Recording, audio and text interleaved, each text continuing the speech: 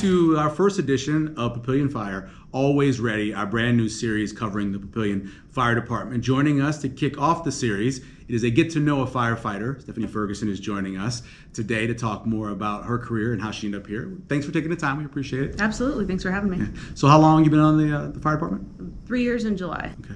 What was it that kind of led you to fire? Was it something that you'd always thought about, family business? What led you here? I'd been around medical stuff my whole life and wasn't sure, did I want to be a nurse, go to school to be a doctor or what? And then I decided to do a ride along with Omaha Fire Department when I was in high school and thought it was pretty cool. And then 9/11 happened and I said, yeah, that's definitely what I want to do. So went to paramedic at Creighton, got my degree, and started testing.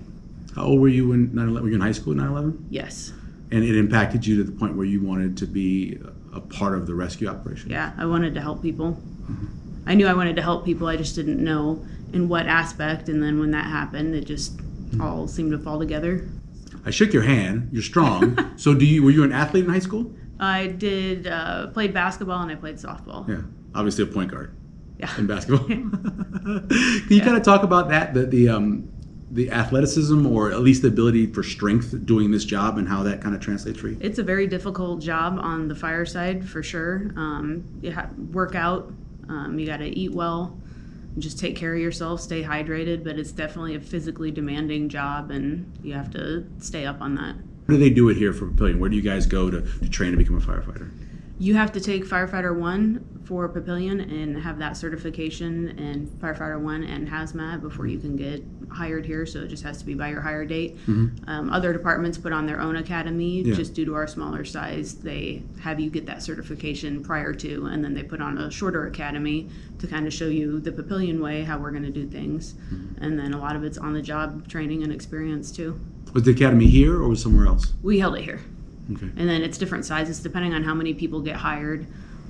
One class that went through had 7 guys, myself and one other. We were just a class of 2. So what's it like to be the only woman as part of this, or only female? It doesn't bother me. I've worked other places where there's few females. I was on a volunteer department for a few years and I was the only female then as well.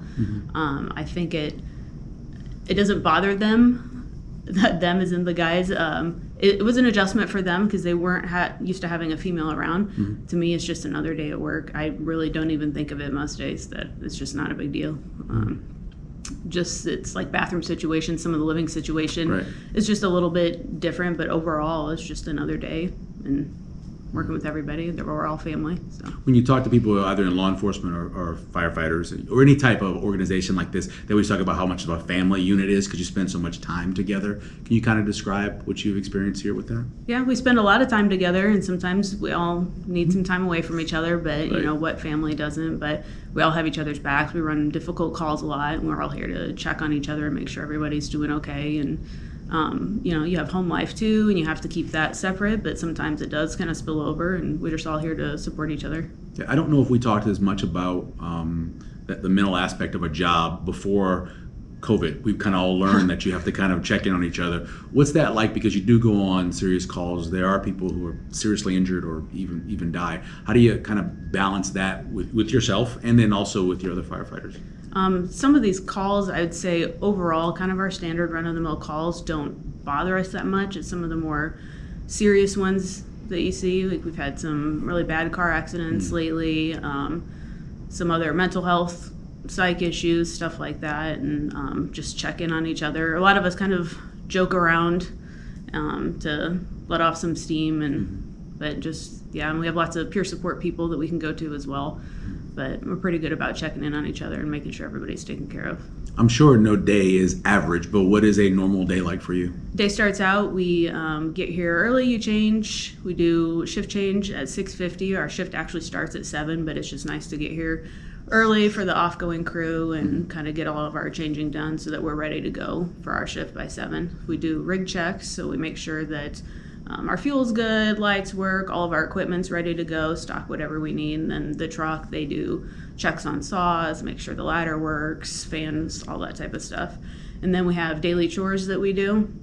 Some are just that we do every day, trash and towels, and then some are day specific. So first day back, we always do bathrooms. Some days are clean the bay floors, just different stuff like that. And then we also have maintenance on our backline rigs. So depending on the day, we do make sure that those are in order so that if we had to get changed out of our frontline rig, that those are ready to go and everything's working appropriately. Then we have training, workout, and lunch and dinner and calls. And I mean, no specific order. Every day is different depending on what we have and with the calls thrown in, which is what we're here for. Do you have kind of a goal of what you want to accomplish as a firefighter as you go along? I would like to promote someday. Right now I'm very young in the fire career. I've been a paramedic for almost 16 years now, so that side I have a lot of experience, but the fire side I don't. Due to seniority, I'll be on the med unit for quite a while. When you pick up overtime shifts, a lot of times you can be on the truck or the engine, or you might stay on the med unit. But just to get more experience to promote, and Sarpy County's growing, so the department will be growing, and yeah, just grow with the program and help make it a great place. Last thing we're calling this always ready, because you guys are always have to be ready. Yep. What does that mean to you in terms of being ready to go at a minute's notice to do whatever the job's going to be?